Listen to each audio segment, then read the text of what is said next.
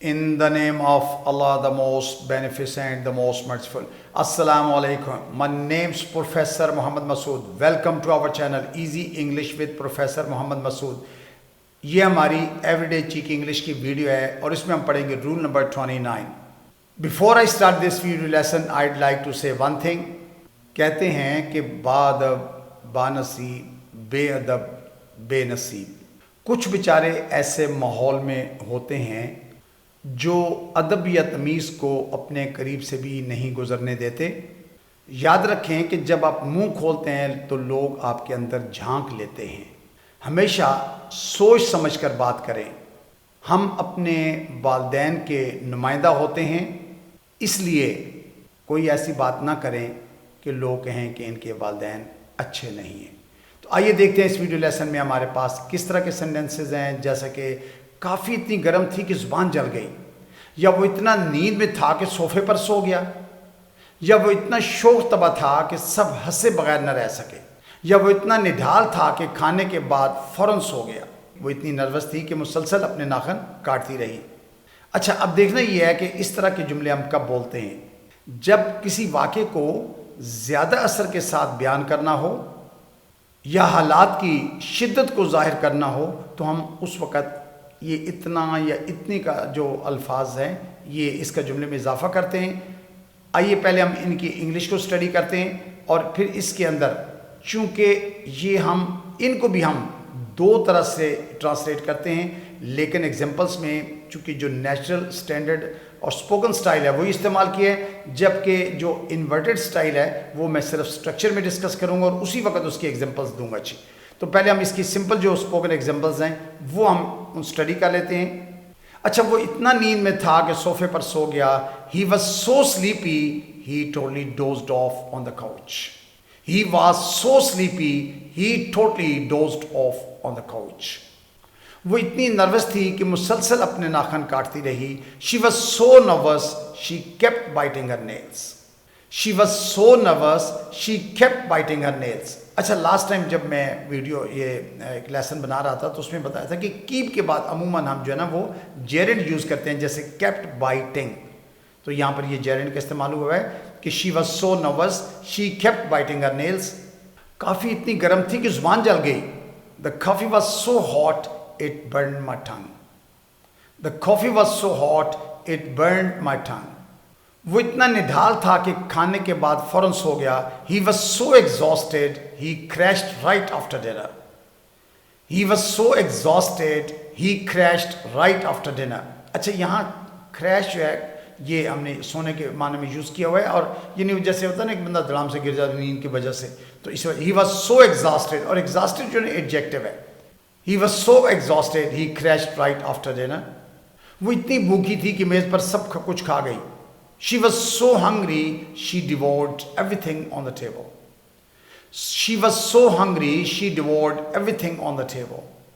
وہ اتنے دیر سے آئے کہ شو شروع ہو چکا تھا.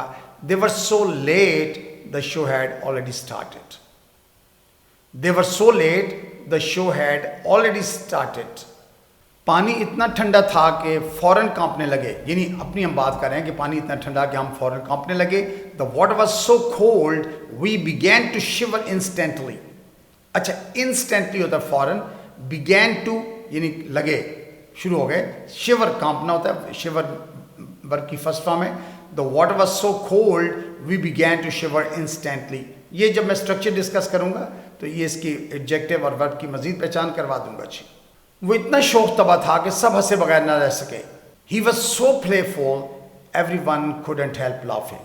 He was so playful, everyone couldn't help laughing. اچھا، یہ can't help کے بعد بھی ہمیشہ جیرنڈ آتا ہے.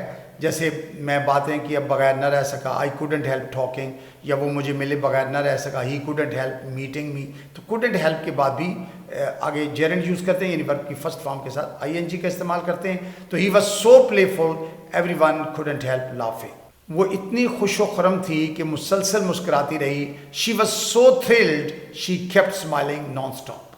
She was so thrilled, she kept smiling non-stop. وہ اتنا مصروف تھا کہ لنچ نہیں کیا. یعنی he was so busy, he skipped lunch completely.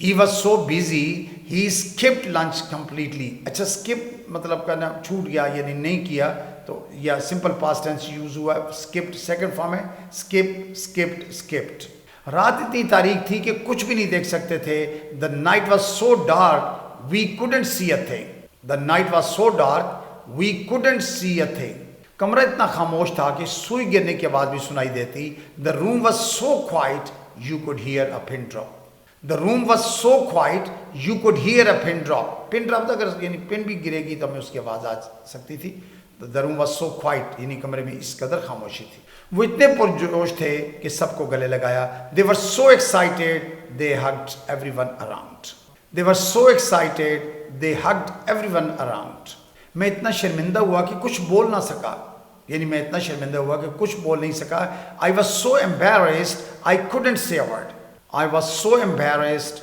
I couldn't से अ वर्ड एम्बेरस्ड होता है यानी शर्मिंदगी महसूस करना शर्मिंदा होना और कुडंट से यानी कह नहीं सका बोल नहीं सका अच्छी बारिश इतनी शदीद थी कि सड़कें फौरन तालाब बन गईं the rain was so heavy the streets flooded instantly अच्छा इंस्टेंटली होता है इमीडिएटली जल्दी से फौरन ये पहले भी हमने लफ्ज़ यूज़ किया पिछले एग्जांपल में the rain was so heavy the streets flooded instantly तो इंस्टेंटली मीन फौरन और फ्लडेड ये सिंपल पास्ट टेंस है सेकंड फॉर्म यूज हुई है अच्छा अब रही बात इसकी स्ट्रक्चर की हम इसको ज़रा डिस्कस कर लें जी जितनी भी हमने एग्जांपल्स पढ़ी हैं उसमें हमने सब्जेक्ट के बाद वाज या वर इस्तेमाल किया उसके बाद सो फिर एडजेक्टिव पर यूज़ किया अच्छा चाहें तो बीच में दैट आप इस्तेमाल कर सकते हैं अगर ना करना चाहें तो नहीं अक्सर हम बोलने में इसको मिस कर देते हैं और उसके बाद रिजल्ट यानी आगे जो भी उसका रिजल्ट होगा जैसे it was so cold that